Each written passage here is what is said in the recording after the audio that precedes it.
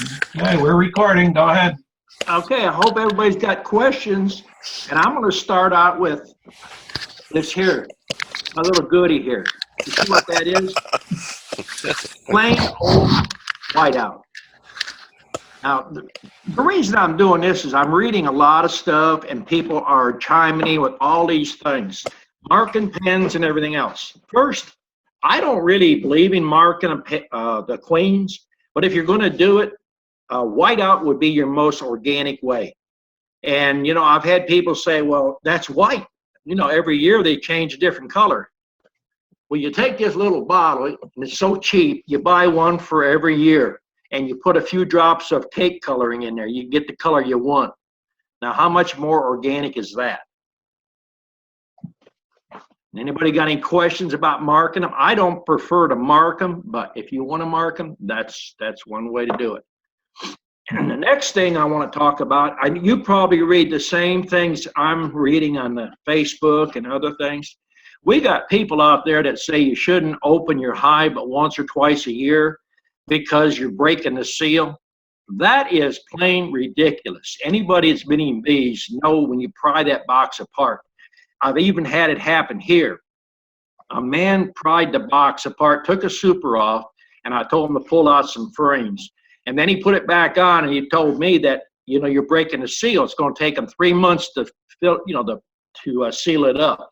And I told him, I said, don't use your hive tool this time. Just reach over and pick it up.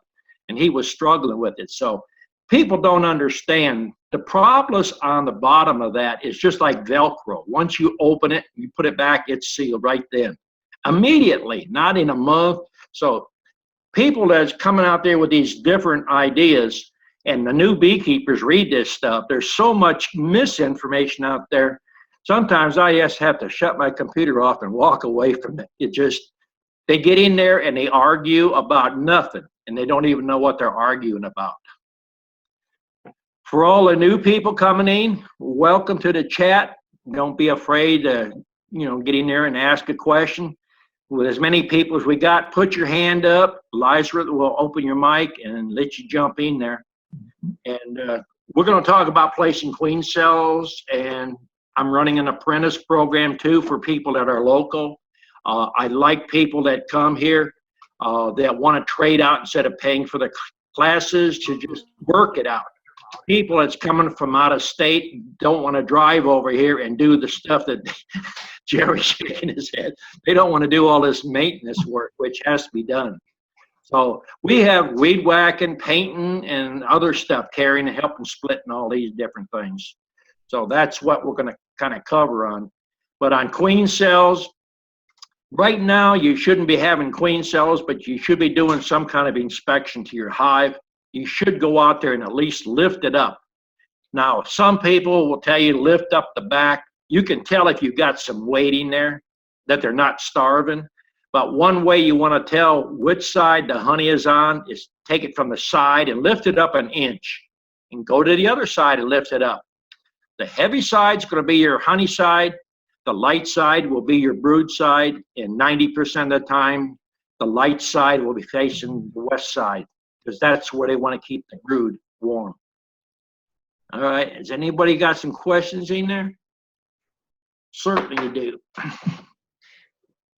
Don, we've got one from Charles. He wants to know, do you use the same amount of oxalic acid in a nuke as an 8-frame? Yes, I do. That's another thing I've been reading. There's so many things that I've been reading about on Facebook. People are using oxalic acid in the springtime, and then they feel that they don't want to use them in the fall, so they put an Apivar in there, and then their hives are dying. And also I've seen another thing that they were showing a small cluster. I don't care how small your cluster is. If you got it in a 10-frame or even an 8-frame, get it out of there, put it in a 5-frame box, and reduce the entrance down, kind of hold that heat in there. People think because they got a big box that they're going to survive. They won't. All right. Alan has a question. Okay. Hey, Don. So it's okay to open your hive even in the wintertime because it's going to seal back immediately. Yes. But, you know, you've got to use a little common sense. You don't want to go out there in high winds and really cold. If you're 50 to 55 degrees on a calm day, there's no problem. As far as oxalic acid, anytime bees are flying, you can get in there and you can use that oxalic acid.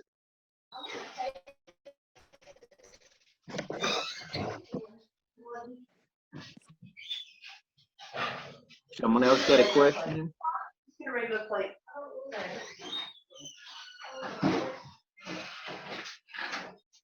I got one, Don. Okay. All right, I got a guy here that's wanting some queens. He's got some hot hives. He's wanting to get rid of the queens that's in the requeen. Is March, when you have your queens available, is that soon enough to get any drones in there? Somebody else was talking over top. I only heard part of it. Are you talking about how early I'll have queens? Yeah, he just wanted to know that if he's trying to get rid of that bloodline altogether. So he don't want the drones coming, he don't want any drones coming out. So he's want to get them as early as possible. Well, the earliest possible would probably be the end of March, 1st of April that I'll have extra queens, because we've got to use all the queens we can for our packages and for our nukes that we're setting up. Okay. But if it's a good queen, there's a lot of people like to get in there and kill queens. I don't recommend getting in there and killing a queen because, people kill them for different reasons. And they'll go in that hive and they see a small brood pattern and right away they blame the queen. So let's kill the queen, put a new queen in there. Most of the time, if you just change out foundation, makes a big difference. Yeah, well, he said that the bees are killing his chickens. Killing his chickens. That's what he said. No, that ain't gonna happen. That's what I was like, what? No, that ain't gonna happen. Not unless he's got Africanized bees, then I'd worry about that. Right. Well, I don't think we have to worry about that here where I'm at, North Carolina. But no, you won't have to worry about it. That's my question for tonight, I think. Oh, you got more than that. I know you should. Well, we'll give some of these other guys a shot. Okay. Mike, go ahead and ask your question. Turn your mic on. Are you talking to us?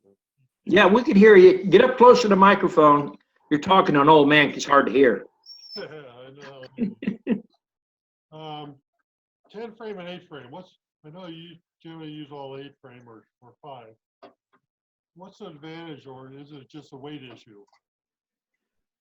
Well, it's a weight issue and it's a production issue too. If you're going to do honey, then you want to run probably a double deep 8. But, if you're going to make queens and stuff and you're going to have to lift up a heavy box, keep them as light as possible. If you have back problems, you can do basically the same thing with a 5 frame box. It's easier to manage. We have people that come up here that are handicapped or be in a wheelchair. They can handle a 5 frame box and manipulate it. And they're not going to do it on a 10 frame box. And 8 frame boxes on a good honey flow is still pretty heavy. Don, we have a question. Okay. Hey, Don, what I want to find out, I'd heard you say something here a while back about plastic foundation, maybe cutting a 2-inch strip. I'm wanting I've been using plastic and I may need to change to wax foundation, but I was wanting to try to raise some queens, and I was wondering if I could use a 2-inch piece of plastic at the top for a starter so I could cut strips out to raise my queens off of that. Yeah, I discussed that, I think, last week, because people's contacted me that want to go natural and they want to be able to cut their own cells out, and they either had bought nukes from somebody else that had plastic in there, and my suggestion was to scrape all the wax, put the frame out, let all the bees hatch in a nuke box, and when there's nothing but honey in there, then you're not losing that much. Scrape it all down, take it to a pressure washer, pressure wash it, and then take it and put it inside your house. Make sure it's nice and warm. Don't try to cut it when it's pretty brittle or cold. Put a plywood blade on your table saw and cut 2-inch strips. And then you can put those strips back in your frame. Now, when you're at that point, I'd suggest bleaching your frames out. Make sure you don't have any traces of wax, moth, anything else, and sterilize them. It's a precaution. Mm-hmm. So I would just use a 2-inch piece at the top of each frame that I want them to build their own foundation then? Yes. I mean, if you don't even have plastic or don't have anything, you can take a frame and turn that cleat bar or the wedge bar, you could turn it sideways and just get some real beeswax and rub both sides of it. It's just a longer process, but you know, we mentioned plastic because people have it and they want to start cutting their own cells. So I'm giving you an alternative. It's Okay. the same thing on 10 frame boxes. People hear me talking about we run 8s and 5s, and right away they want to get the saw out there and start butchering stuff up. It's never going to look right. So the easiest way to convert that stuff is put you a slot down the center of it, a 1/4-inch slot, then turn around and put you a piece of paneling in there, piece of plywood on the bottom, and then drill a hole in the front and one in the back. Now you got 2 5-frame boxes and the box looks good. You decide you don't want that method, pull that piece of paneling out, take the bottom off, put a screen on it. Now you've got your 10-frame box, so you can go back to what you had. Well, I'd started out with using 10 frames, but I'm building more 8 frames now. I want to get something a little bit smaller. And I just started this last year, and I found out that in the 10 frames, they really don't want to use the outside frames at all. Yes. And, Yeah. That's what I'm trying to get across to people. They don't want to do it. Well, I've lost one of my hives. I had 4, and I've lost one of them already this winter. But they had lots of honey, and I had problems last summer. I thought that the queen wasn't doing that great. They had their brood off to one side, had lots of honey in there. I swapped it around, put their honey at the bottom. I was told that they would move it up, you know, when I put a super, but they really didn't do much. But I actually think that the queen died on me, and they just all perished for that reason. Do you wear gloves when you inspect your hive? Yes. Wear a veil? Yeah.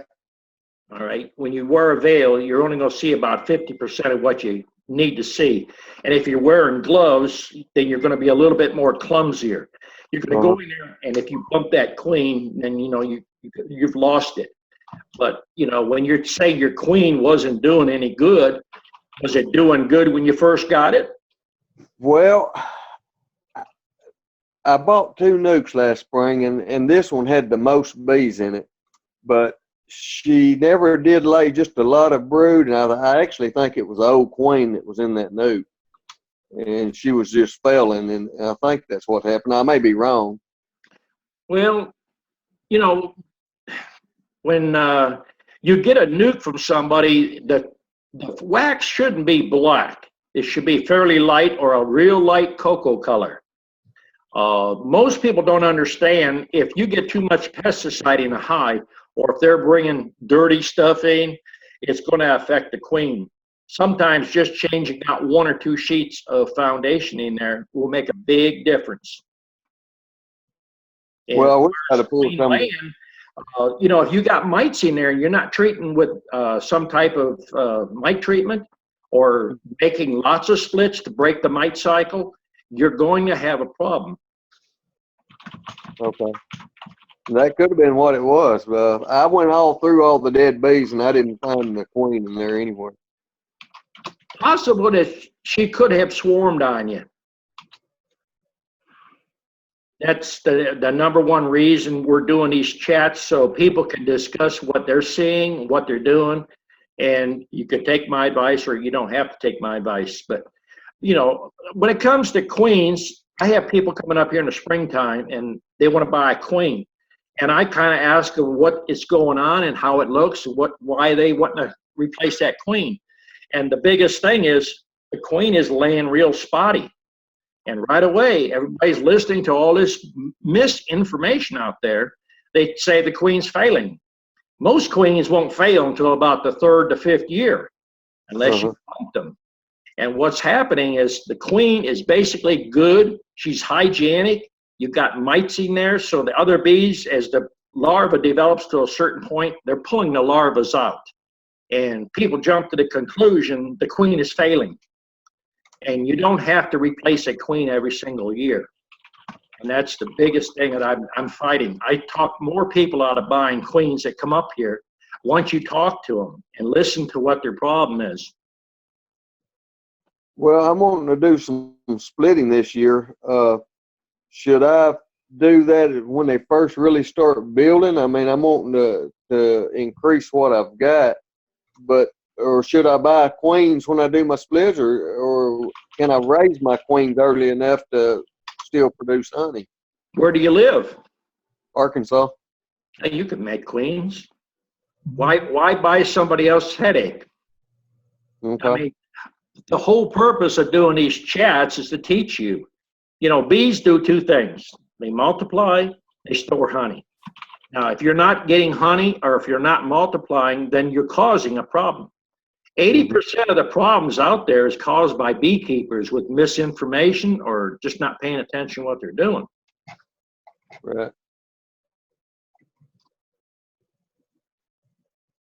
Okay. Ro has a question for you. Go ahead, Ro.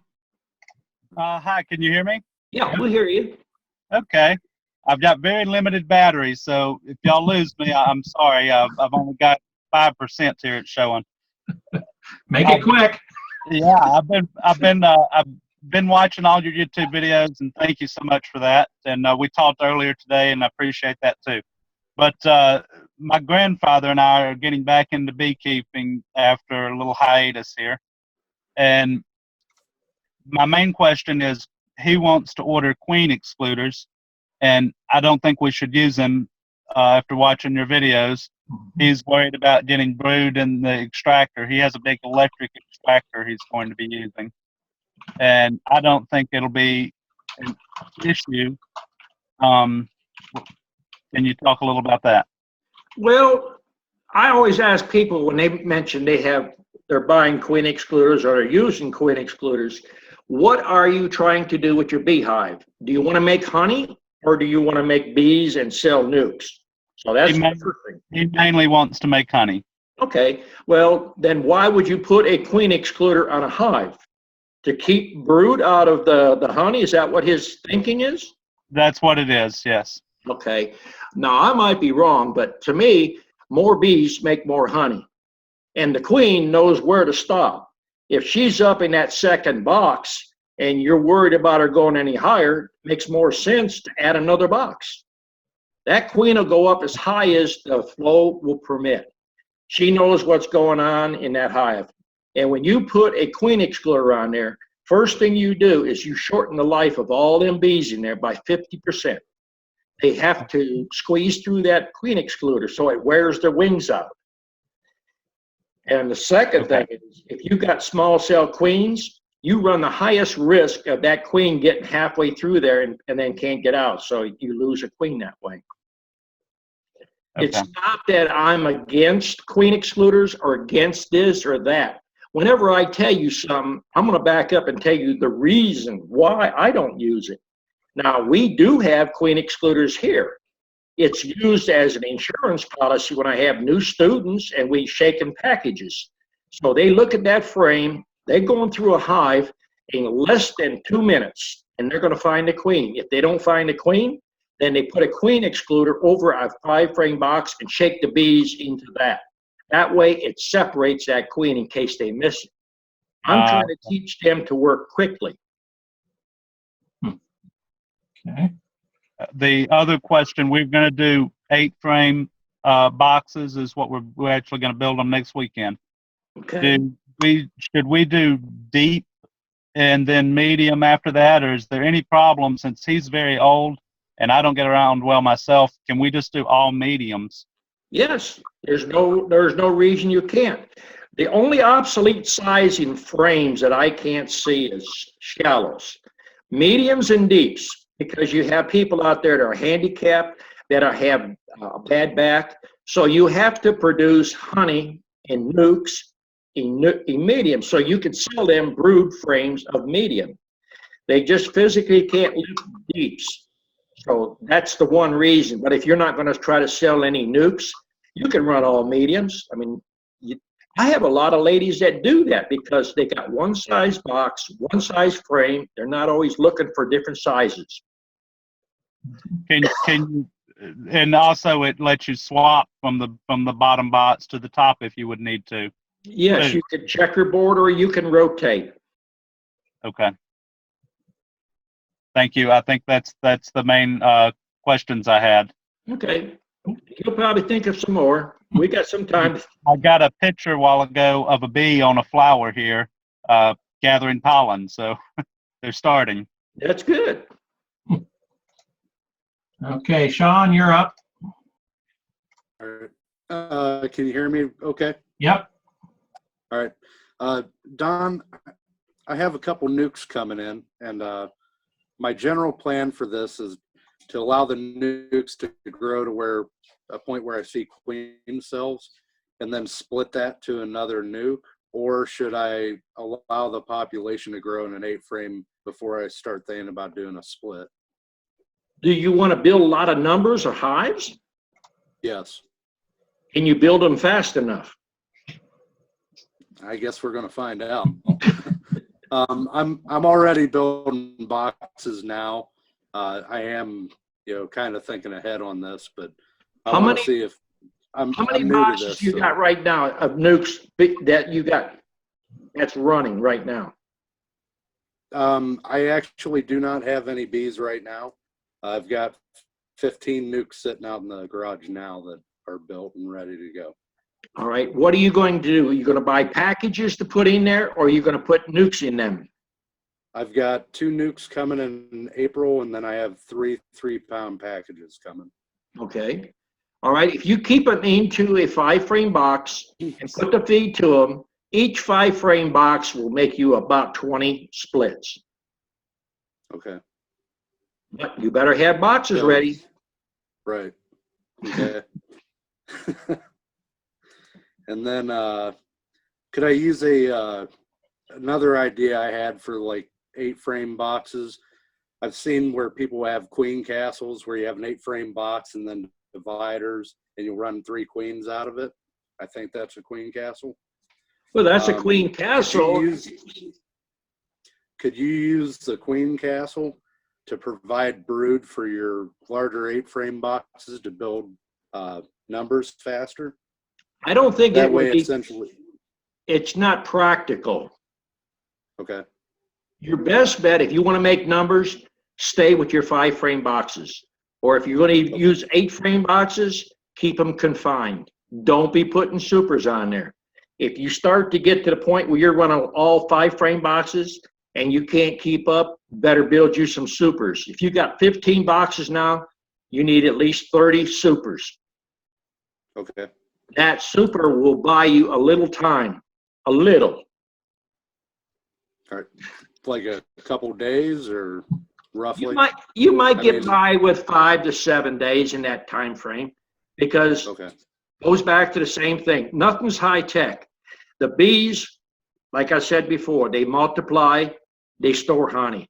And when you keep them confined, you're putting 5,000 bees or better on each frame in that box. That box is going to bust at the seams in no time. In one day, it's like dumping 2 pounds to 3 pounds of bees in that 5-frame box. Another day goes by, you've done it again. So that causes queen cells. Or put a super on there and start collecting honey. The thing you want to do, decide what you're going to do now. Don't start out on your journey and then halfway change course. If you're going to make bees, build in boxes. If you think you're going to do 30, build your 90 because you're going to need them. All right. And the last quick question I had, are you going to be putting up the E-plans for the new feeder that you showed on YouTube the other day? You mean for the new feeder? Yes. I've got to get my son if he can do draft, and I had somebody draw the other ones up. We've gone to that one there. In fact, I'm glad you brought that up because I've had people making comments on Facebook about it. They said it's too much weight for a 5-frame box with Luan. We're using 1.5 inch staples around, and it's basically 3 layers, and it figures out to about a 3/8 Luan. And you could put, you're not putting that much weight in it. It's distributed over that 20 inches long. We've crossed that bridge, even with that 1/4-inch Luan that you get in house trailers, and it holds up. When you displace weight over a distance like that, it's not as up, per square inch. Right. Okay. Sounds good. That's all I got for now. Thank you. Okay. Tom, is your microphone working? Yep, we can hear you. Okay, good. All right. I had a couple of questions, Don. First, I like the question you had on Facebook about, how many hives would you need to actually earn a living doing this? And then, can you give us a breakdown of what you would need to get started? Do you need a business license? Do you need to declare yourself as a business? Some advice on that would be great. Well, I would never tell anybody to start with one hive, because no matter how many years you've been in it, this is a learning thing. So I don't know what your skills are. I would have at least 2 hives, if you can afford 4. Because if you get into one and you're wearing a veil and gloves and you're not paying attention, you bump that queen is gone. They're going to replace her if they got eggs. And in the wintertime, it's tough to get it replaced. But if you don't have a queen in there, you can always go to that second hive and go right to the middle. You don't even have to look. Just go to the middle, pull out that frame, and set it into your box that doesn't have a queen. Then they will make them queen. They'll make queen cells. Mark your calendar. Get in there in 12 days. Cut out those extra cells. Your mistake will make you some money right then if you use it wisely. Okay.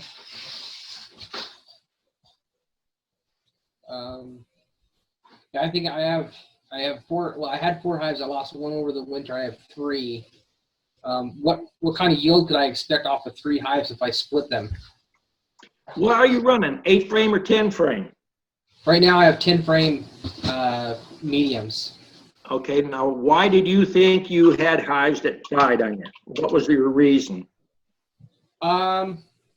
I think there was something wrong with the queen. It was one that split off of my mentor gave me, and he, I think it was mated poorly. It never really laid that well compared to my other 3 that I had.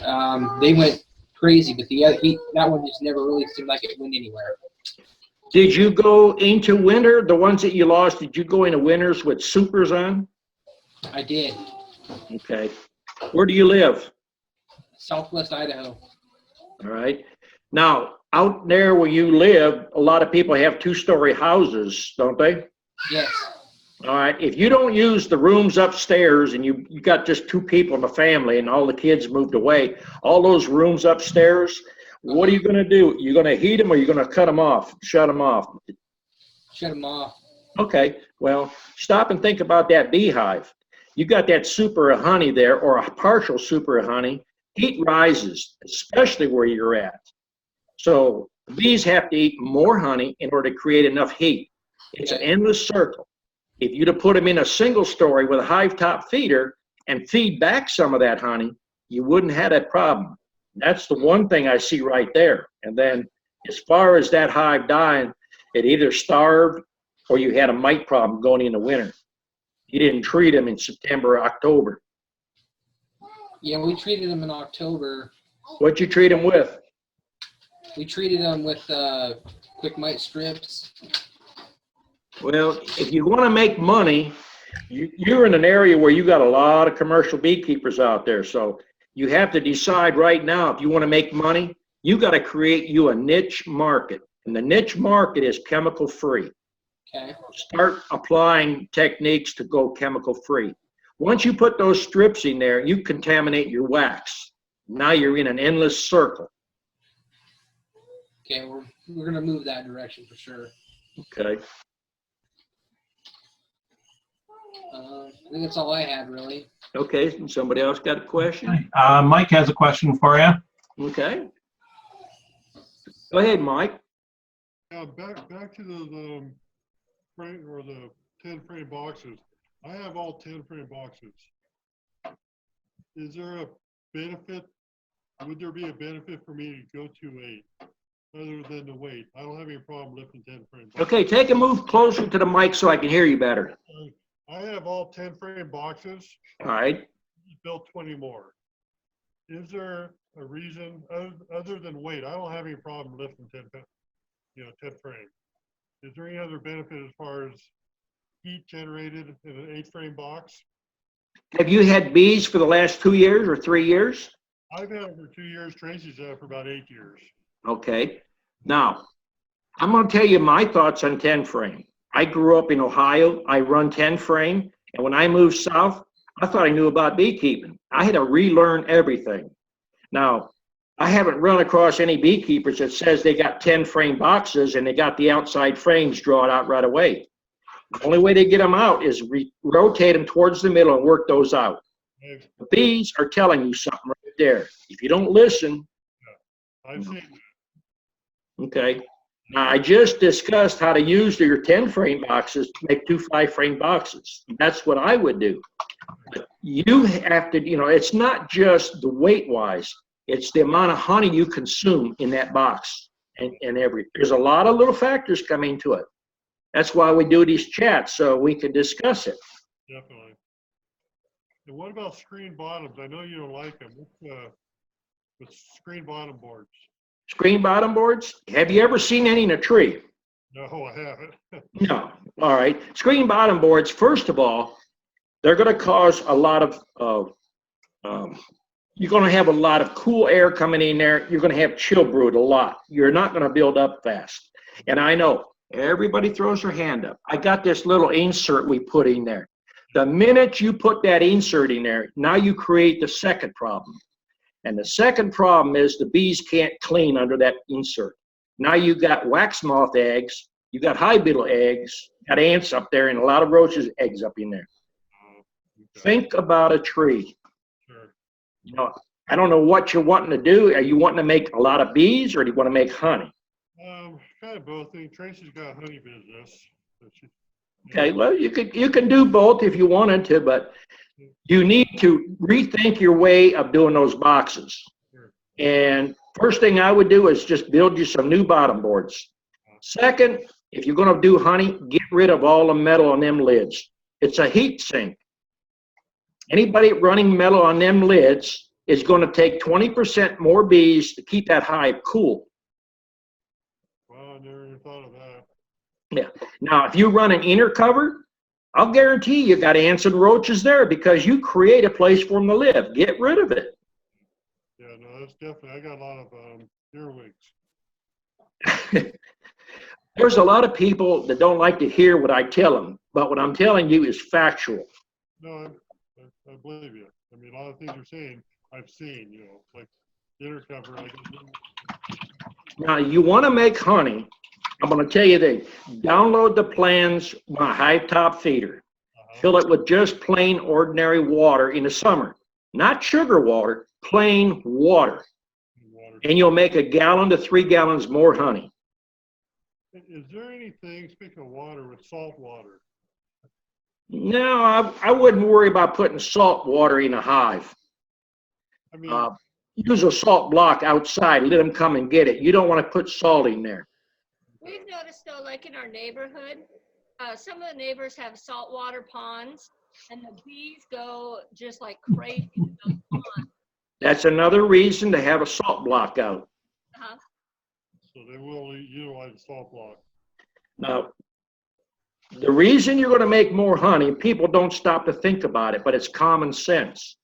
The young bees can't fly out. If you got a stream 2 foot in front of that hive, a bee has to fly out, gather water, and take it back to the hive. If you have that water on top of the hive, they use it to cool the hive. Secondary, all the bees can't fly. They go up and get a drink and bring it down. Now, every single bee's going in and out of that entrance is hauling nectar, or they're bringing pollen and nectar. That's one reason you make 1 gallon to 3 gallons more. Simple things. I'm not asking you to buy nothing. Just put water in your hive. You can look at the videos. You could copy the plans, the feeders without even buying plans. I mean, some people can copy something off the internet. Perfect. Okay, thank you. Thank you. Okay. Alan's got a question next. I've got one. Go ahead. Hey, Don, are you was talking about using the Vantech for your lids. Are you painting the top of them also just to make them last longer? I like Vantech because basically it was gave to me for free and I experimented around with it. We used to buy new sheets of plywood or get cutoffs from job sites. Even a brand new sheet of plywood will start to curl or buck up on you in about anywhere from 90 days to 6 months. We barely sprayed spray paint on the side of the edges of a Vantech and used them for bottoms and used them for lids. And I checked them in 6 months, perfectly flat. I went out there 3 years later, they're laying perfectly flat. That stuff is designed to be underwater for 2-3 years and it won't even swell up. Oh yeah, I've used it a lot building houses, but what I was curious if you was going ahead and painting the top of them. Painting the box up? No, the top of the lid. I like to paint the lid. It helps shed the water off and it also is good reflecting. It reflects heat off. Right. And one more question now, you was talking about mites. Can I go ahead and treat my bees on a warm day with oxalic acid now? If they're out there flying pretty good, yes. But you know, if you're up in Idaho or up in Wisconsin, don't break that cluster up. Right. Wait, you have good flow of bees going in and out. Right. Well, we've had some warm weather here the last few days, so next pretty day I may go ahead and treat them. I just got me a vaporizer in yesterday, so I may try it on them. Give it a try, but you know, best thing to have done is to treat them things in September, October. Most people don't realize summer bees they have a shorter lifespan than your winter bees. So you need to treat the winter bees going into winter. That way you have bees early to spring. That's the number one reason people's hives are crashing January and February. Thank you. Okay. Somebody else got a question? Alan, go ahead. Yeah. Going back to about 4 people ago, the guy was talking about having 2 nukes and a couple of packages coming in. Don, once you get those, once you split a nuke and you start a nuke, how many days until you could do another split on that nuke? You or me? Me. Well, I do a lot of things a little different than a lot of people. I'm a gambler. I make numbers. You know, I'm not worried about one big hive going through the winter. I'll break that hive down and make 30 or 40, and my odds are a lot better. In fact, in September, we take all of our 8-frame hives and make a minimum of 3 splits to go in the winter. Okay, so let's say in spring, you start a new nuke. How many days until you try to split that nuke again? If it depends on how many hives you've got to start with. If you only got 4 hives, then you're limited. You're going to be limited to either 14 or 17 days in that time frame. If you got a couple dozen, you can pull a frame of resources from one and boost it up. That's the number one reason that we use just a frame of honey to make a split. We have a queen cell. We put the queen cell in there that's sealed in a frame of honey and shake some bees in there, and it's high ready to go. Yeah. Well, that's exactly how many hives I have is 4. But see, you're limited. You got to go slow. Yeah. Once you get up to about 10 or 15, watch out. Build boxes. You ain't going to build them fast enough. Okay. All right. Thank you. Ro has a question. Go ahead. Yes, can you hear me? Yeah, I hear you. I was watching the video right before the chat started on the new hive top feeder you were talking about, the one with the plastic boxes. Right. Is the angle different on the ramp? It looked like it was maybe closer to 90 where the old ones had more of a... It had a 22.5 degree angle on it. Yes, my son has got that idea and he's ran with it and redone it because he said by the time you do that angle, he could do a half a dozen or a dozen of the 90 degree. And it's 90 degree stuff that just falls off of cuttings from other stuff. Okay, so it doesn't make any difference with that angle there on the ramp, you think? He's doing them at 90 degrees and he's rolling the screen around towards the back and up the front. And they're extended longer. Those pans are probably 6 inches deep at least. They sell them at Lowe's. They're called shoe boxes. He went up there and cleaned them out the other day. He got like 250 of them up there the other day. Okay. All right. Thank you very much. Joe, go ahead. Don, you hear me? Yeah, I thought you fell asleep. No, I've been listening. No, it's rained up here for about the last 20 days, been cold. Hadn't seen the sun for 20 days. And today it was pretty. I got in, just took the high top feeders off, and I've got sugar on top of frames. All the hives got quite a bit of moisture. No droplets of moisture, but a lot of moisture in it. I should be concerned. I've got vents in every box and in the high top feeder. Are you running those quilt boxes people talk about? No. Okay, all right. If you got the holes in the back of that feeder and you got your entrance open wide enough, you shouldn't have moisture there. It sounds like the front is reduced down too low. You're not getting a draft, an upward draft. Okay, I've got them shut down. They're in 5-frame nukes. I've only got about an inch hole in the front. I would do 2.5 inches. And another thing is, on those 5-frame nukes going through the winter, you notice all my boxes got a 1-inch hole plus the bottom board? Yeah, I've got vents in all my every box, 2 in each one. It might just because of the moisture so high in your area, but the rain, Man, it's rained for 20 days. Leaning forward good? Oh yeah, they're propped forward, and hopefully they'll be all right. That's all you can do is hope. Okay. Who else got a question? He's smiling. He must have something to say. Keith has got a question. Go ahead, Keith. Hi, Don. Hey. Is it too early to start using essential oils in your feed? Where you live?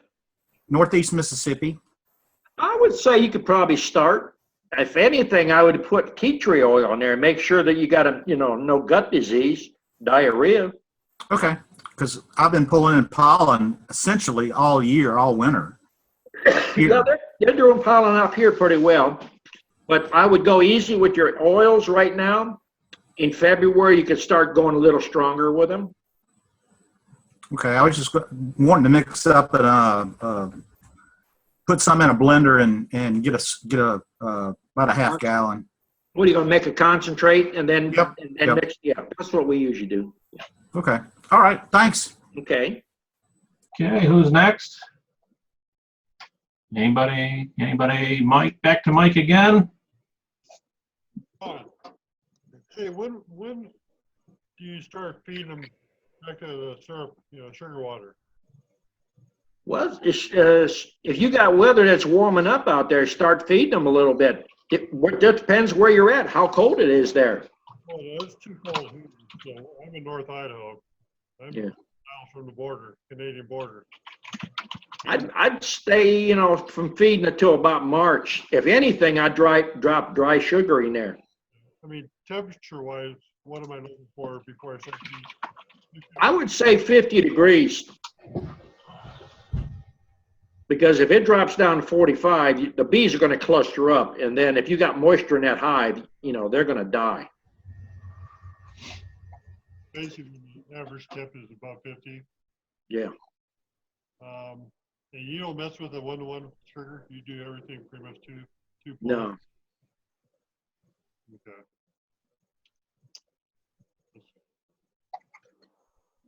Okay. Who's next? Hey, Don, is it, you have any preference on which end on your half-top feeder that you got at the front or the back? Do I have a preference of which end of the feeder to what? Put vent holes? No, where they enter into the feeder, is it better at the back of the hive or at the front, or does it matter? It matters. You want the entrance for the feeder to be at the front of the hive, because all hives should be leaning forward. Uh-huh.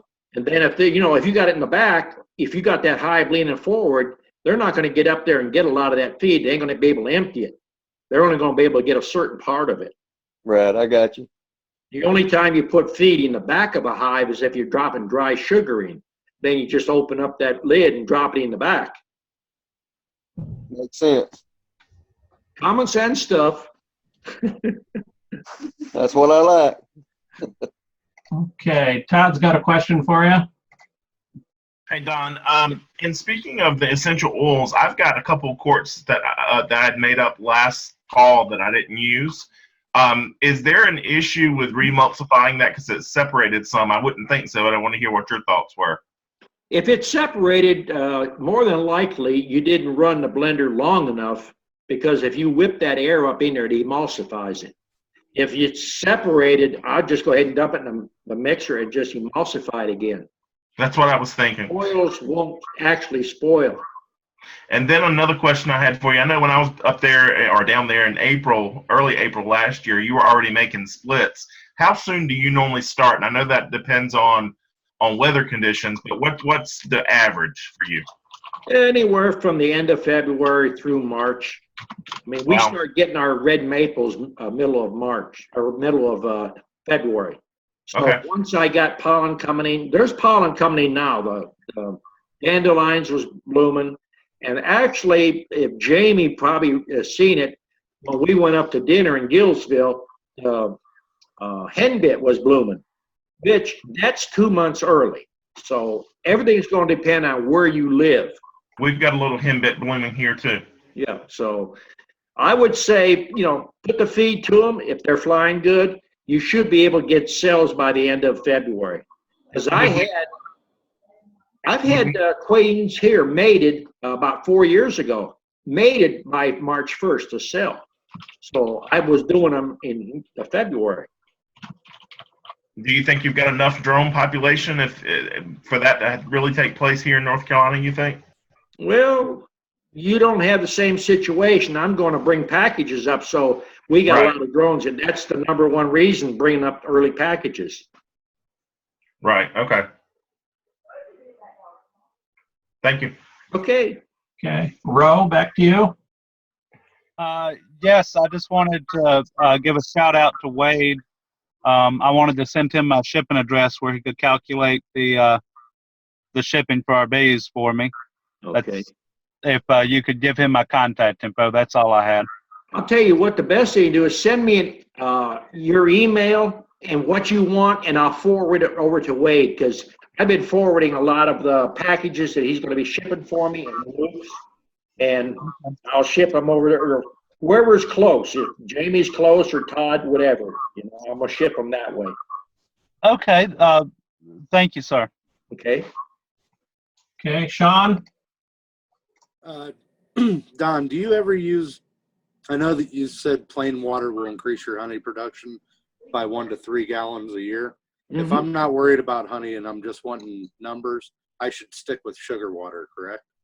Well, if you've been to my place, you'll see I got many, many barrels. We buy it by the tonnage. Put the sugar to them. You want to make bees, don't even worry about honey.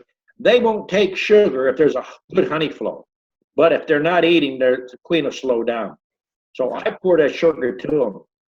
You could take basically a package or a nuke. A package, you probably could split it 10 to 20 times in a year. A nuke, you probably could do it 40 easily. Okay, so stick with the 2 to 1 or better.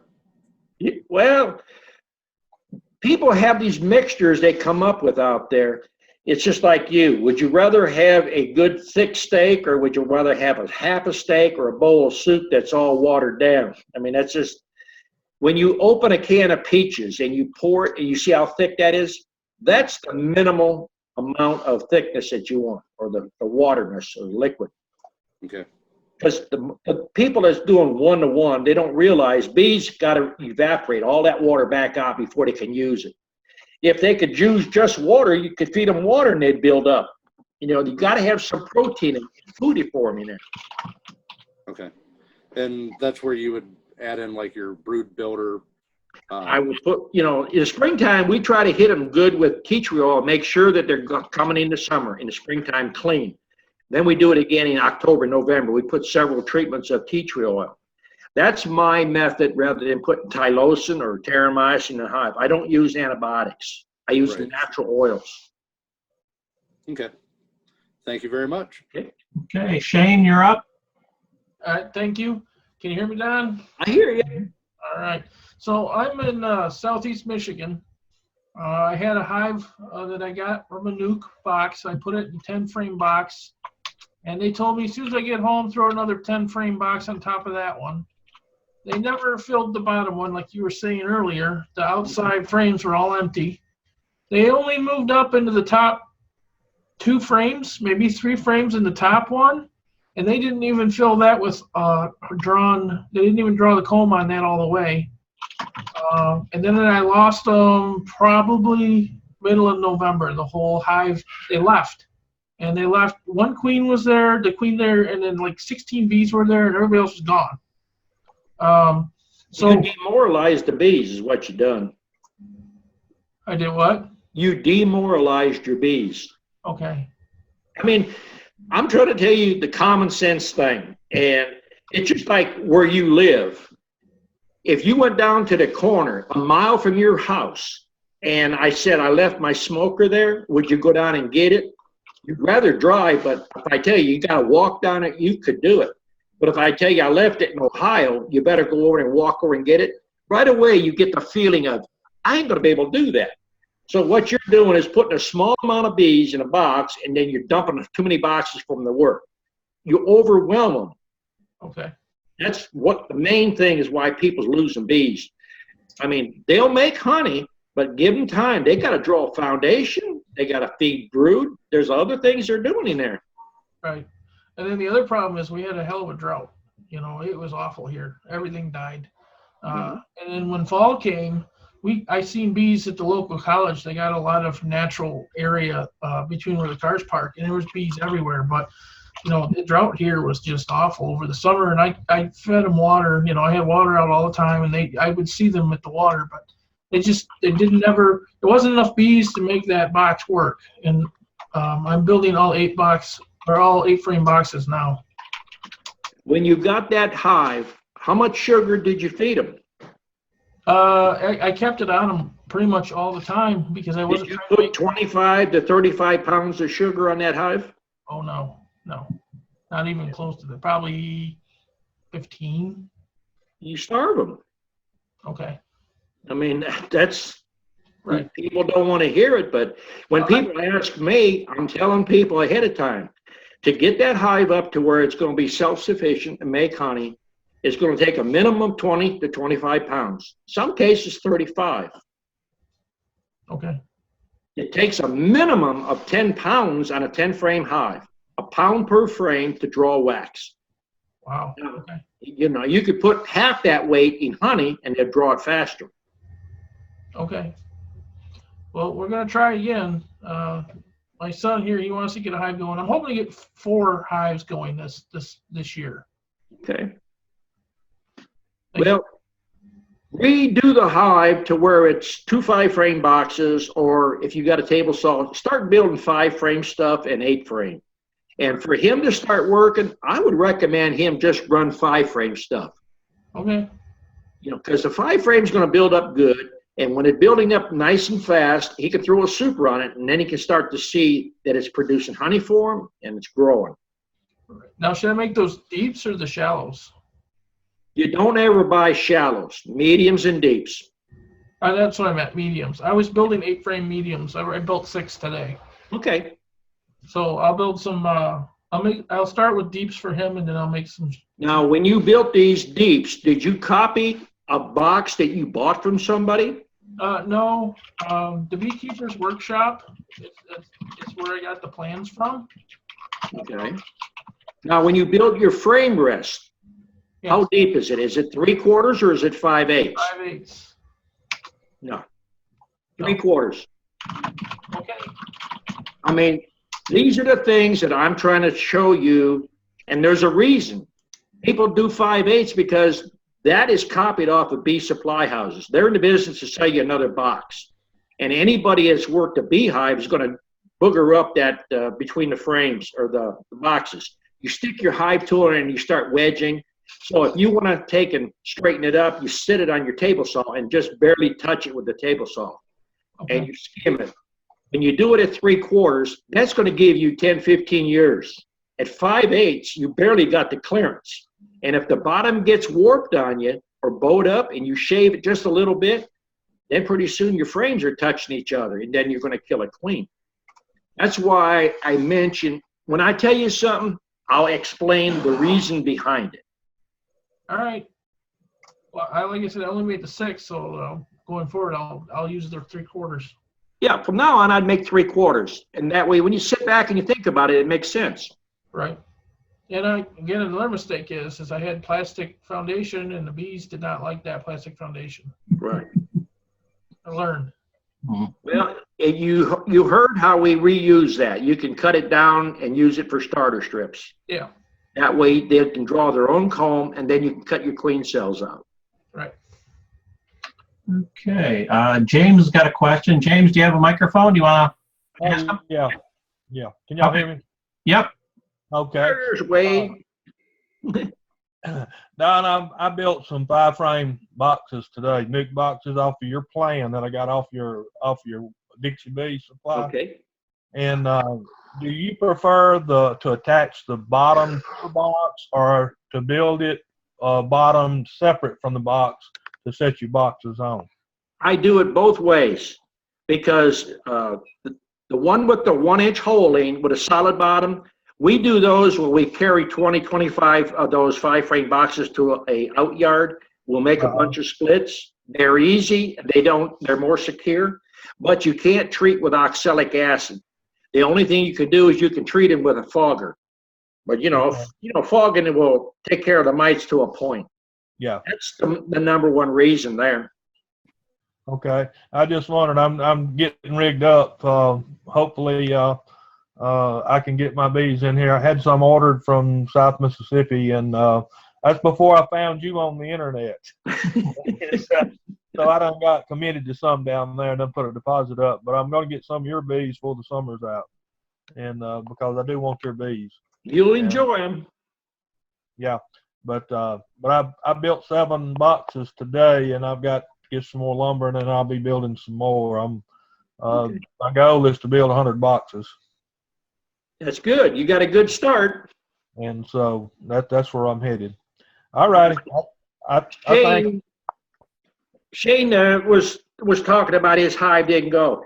Now, Wade is not going to lie to you. He bought packages and he made honey. And that's the number one thing. Everybody says you can't make honey with a package. He's not going to lie to you. Sure. Tell him, Wade. You sure can. Okay. No doubt. Anybody else have a question? Chime in. Daryl has a question. Go ahead, Daryl. Yeah, Don, have you ever had any experience with AZ hives? The ones they use over in Europe? No, I've had people ask me about coming over and talking about it and that. I do Langstroth hives to make a living. I don't do top bar hives to buy bees every year, and I don't buy a lot of these other things. If you want to make money, keep everything standard. No, I was just wondering, they're starting to sell them in the bee magazines now. It's just like Vitey's cedar beehives with the copper tops. Just what I've been talking about tonight. That copper is the best insulator you can get, conductor. So when the sun hits it, you're going to create a lot of heat. Yeah. And then another thing, why did your mother put cedar in the closet? They run the bugs out. So, right. It's like top bar hives. People start on top bar hives, and then a lot of them will either change the first year or the second year because they're hard to do what you need to do with bees. Thank you. Okay. Who else? Come on. Joe May, go ahead. Yeah, Don, did Monique get my check this week? No check come yet. Should have been there. Hey, put in my plug. Any of you guys up north want Don's bees? I'm selling packages and 5-frame nukes. littlebitshoneybees.com. For any of you that are Don's students that are selling his bees, I am working on a web page for you guys on Don's web page that will list you all and show you by a map and everything. So Wade, I got to get your information yet, and I don't know if there's anybody else that I missed, but contact me and I'll get you on his web page. And one thing I will say is, if you went to a trade school you're ready to retire and stuff, you go to some trade school, and I don't care what profession you get into, you're going to spend $5,000, $10,000, $15,000. Then you're going to buy what it takes to do that business. Here, for $500, you got yourself set up in business. Buy you a few hives, feed them. I'll put enough information out there about you that you'll not only get $500 worth of advertising, you'll have more people wanting to buy bees than you could even raise. So, not that I'm patting myself on the back, but every student that's come through here, I've sent them business. So, what does it cost to advertise? And what is your response on yours? I'm established out there enough that people, they want my bees. I don't care if you're in Timbuktu or way across the country. You say you're one of my students, first thing people want you to teach them for free. They want that technique of doing bees. The second thing is they want that stock. Because they see these young girls out there and these ladies out there with flip-flops and shorts working these bees. And learning the genetics and how to breed these bees is one thing that not a lot of people want to share with you. I'll share anything that I can remember what to teach you. Yeah, you sent me one of them this week, Don, the one teaching for free. Hey, Don, I'm going to have to buy an extractor sometime between now and spring. What? I'm afraid that I don't want to get one that's too small, and I don't want to get one that's too big. But what would you recommend? How many hives do you want to run, and how much honey do you want to do? Well, I would like to get up to maybe 15 plus hives.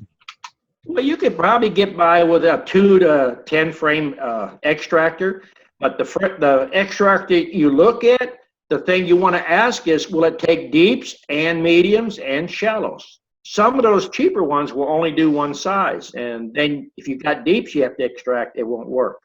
Okay. But you know, you don't even need an extractor with that many hives. Best thing to do is look at those videos. I show you how to do honey in the cheap. You can cut out a few frames here and there and just use the squeeze method and run it through a 5-gallon bucket with a strainer. Oh, yeah. Cheapest thing. It's a lot of money out there for an extractor. Uh-huh. Yeah, I see that. Yeah, they're pretty expensive. I have a 20 frame and we don't use it that much. Only when I got a bunch of students that want to know how you get the honey out of the hive, then I put them to work. Oh, I got you. Thank you.